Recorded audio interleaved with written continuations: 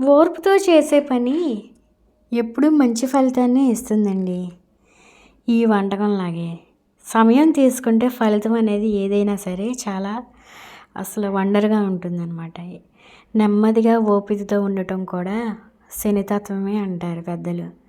శనీశ్వరుడు వేగంగా కాదండి, నెమ్మదిగా, అలాగే మన యొక్క నీతి, నిజాయితీ, ధర్మాన్ని పాటిస్తున్నామా లేదా అనేది మాత్రమే చూస్తాడు.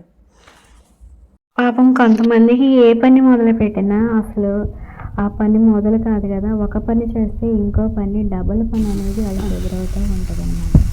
అలాంటి వాళ్ళు ఏం చేస్తారంటే శని త్రయోదశి రోజున శనీశ్వరుడికి నువ్వుల నుంచి అభిషేకం చేసి ఆయనకి మనసారా ఆయనకి నమస్కరించుకొని వేడుకుంటే ఆయన మంచి ఆరోగ్యాన్ని, అలాగే చేపట్టిన పనుల్లో విజయాన్ని కూడా కలగజేస్తాడు.